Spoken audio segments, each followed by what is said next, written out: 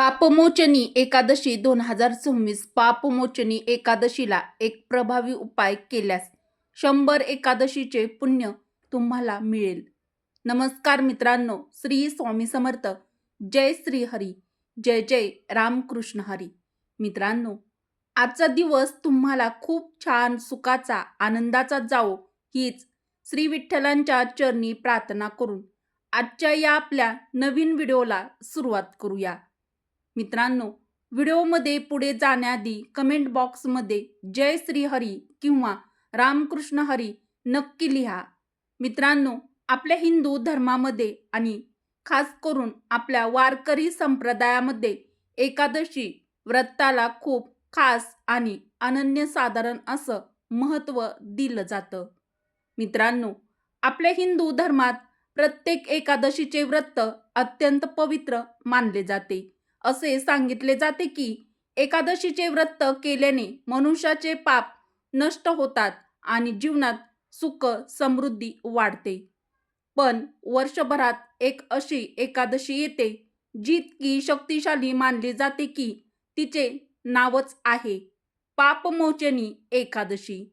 मित्रांनो, शास्त्रानुसार या दिवशी जर श्रद्धेने एक विशेष उपाय केला तर त्याचे पुण्य 100 एकादशी व्रता इतके मिळू शकते. पण आश्चर्याची गोष्ट म्हणजे हा उपाय खूप सोपा आहे, तरीही अनेक लोकांना त्याची माहितीच नसते. आजच्या या व्हिडिओमध्ये आज आपण जाणून घेणार आहोत पापमोचनी एकादशीचे खरे महत्त्व काय आहे, पुराणामध्ये सांगितलेली अद्भुत कथा काय आहे आणि या दिवशी कोणत्या चुका टाळल्या पाहिजेत आणि शेवटी तो एक शक्तिशाली उपाय जो 100 एकादशीचे पुण्य तुम्हाला देऊ शकतो.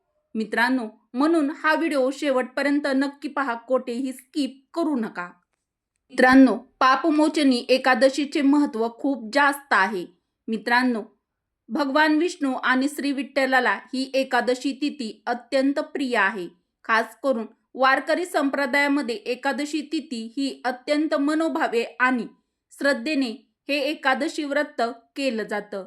मित्रांनो, वर्षभरात 24 एकादशी येतात. प्रत्येक एकादशीला वेगळे महत्त्व आहे. मित्रांनो, उद्या 15 मार्च 2026 वार रविवार या दिवशी पापमोचनी एकादशी आलेली आहे.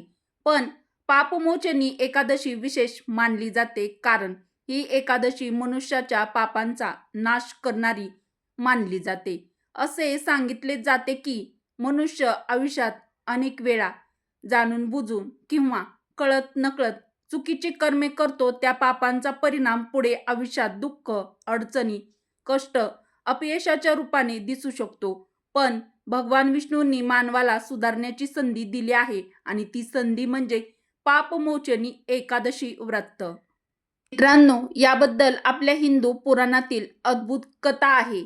पुराणामध्ये एक अत्यंत रोचक कथा सांगितली जाते. प्राचीन काळात एक महान ऋषी होते. त्यांचे नाव होते मेधावी ऋषी.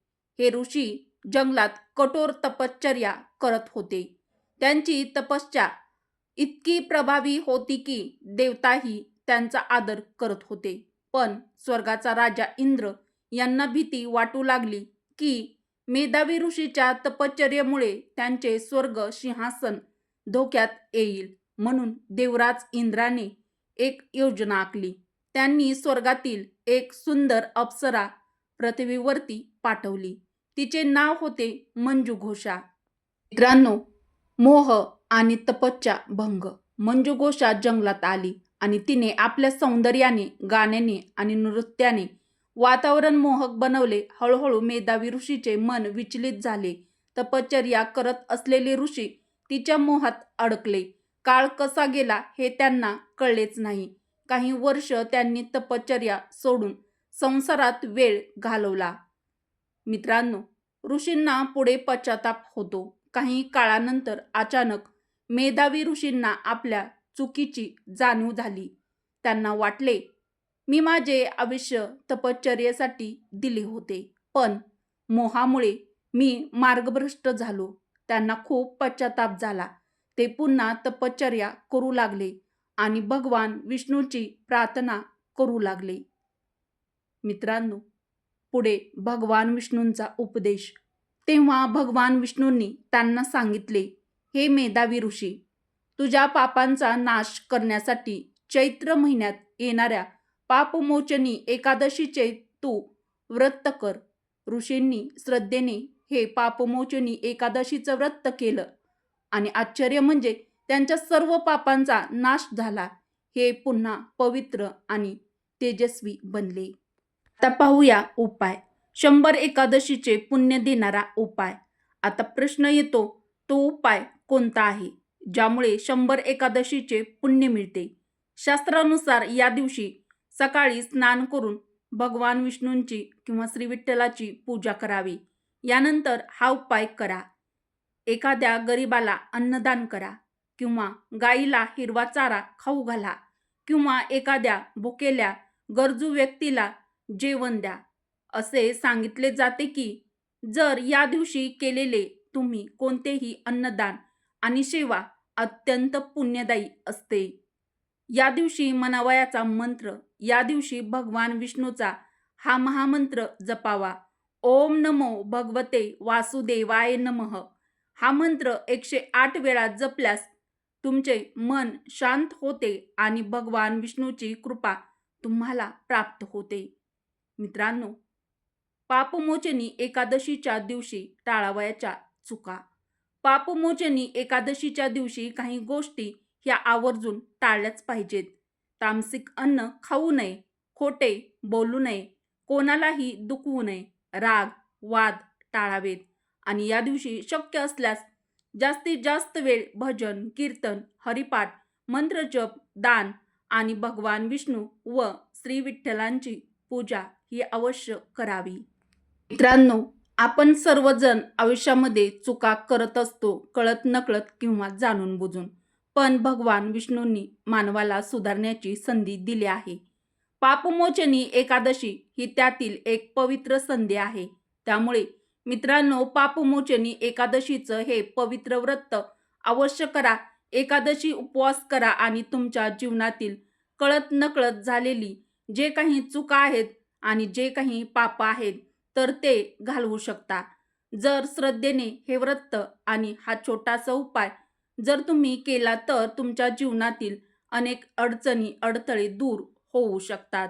मित्रांनो, उपयुक्त व्हिडिओ तुम्हाला कसा वाटला ते देखील कमेंट करून नक्की कळवा.